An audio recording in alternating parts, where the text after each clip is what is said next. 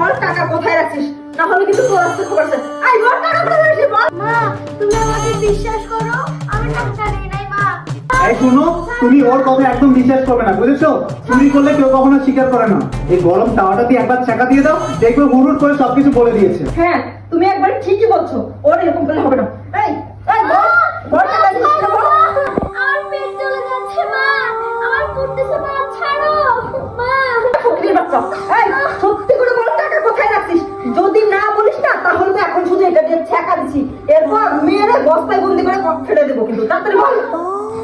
বিশ্বাস করো মা, আমি তোমার টাকা দেখি নাই, আর আমি টাকা নেই নাই মা তোমার। এই মিষ্টি, এই যে তোমার এই সব মেয়েটাকে দিনের পর দিন এত নির্যাতন করো, তার আগে বাসা দিয়ে বেরিয়ে যাচ্ছে না কেন বলো তো?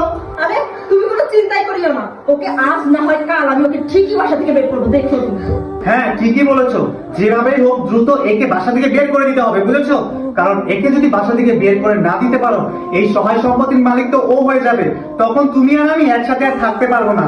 যেভাবেই হোক এই সম্পত্তির মালিক তোমাকেই হতে হবে, বুঝতে পেরেছো? হ্যাঁ তুমি একদম ঠিক বলেছো, ওকে তো কবে যে আমি মেরেই ফেলবো, বুঝছো?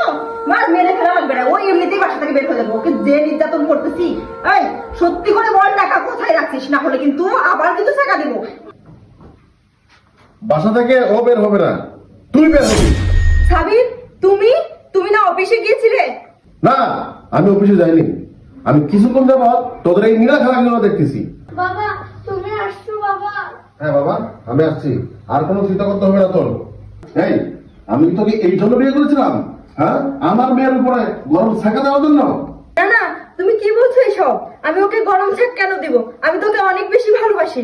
হ্যাঁ ঠিকই তো, তুই আমার মেয়েকে অনেক ভালোবাসিস। হ্যাঁ, তুই যে আমার মেয়েকে কতটুকু ভালোবাসিস সেটা আমি নিজের চোখেই দেখেছি। আর কি বলেছিলি? আমার মেয়েকে তুই বাসা থেকে বের করে দিবি, তারপর এই সহায় সম্পত্তির মালিক হবি? আরে বোকা, আরে আমার বর্তমান তো তোরাই তো মালিক হতি। তুই আর আমার মেয়ে এই সম্পত্তির মালিক হতি, কিন্তু লোভ সামলাতে পারলি না। হ্যাঁ, তুই আমার সাথে বেমানি করছিস। তুই কি করছিস? তুই অন্য একজন পুরুষ নিয়ে এসে ওই পুরুষের সাথে হাত মিলিয়ে তুই আমার মেয়েকে মারতে চাইলি। আরে এই ছেলে, তোমার তো ন্যূনতম একটা লজ্জা থাকা দরকার ছিল। হ্যাঁ, তোমাকে দেখতে শুনতে ভদ্রবার সন্তান মনে হচ্ছে। তুমি কি পারলে একটা বিবাহিত মেয়ের পিছনে ছুটতে? হ্যাঁ, তুমি কি চাইলে একটা মেয়ে বিয়ে করতে পারতো না? শোনো, এই তোমাদের মতো ছেলেরা না, তোমাদের মতো ছেলেদের কারণে আমাদের মতো সোনার সংসারটা ভেঙে যাচ্ছে। অতি লোভে তাঁতি নষ্ট। তুই অনেক লোভ করেছিস আমার সহায় সম্পত্তির উপরে, তুই লোভ করেছিস। এখন তুই বুঝতে পারবি। এই, তোর মতো মেয়েকে নিয়ে আমি ঘর করবো না। তোর এই নাগর নিয়ে তুই চলে যা, চলে যা বলছি।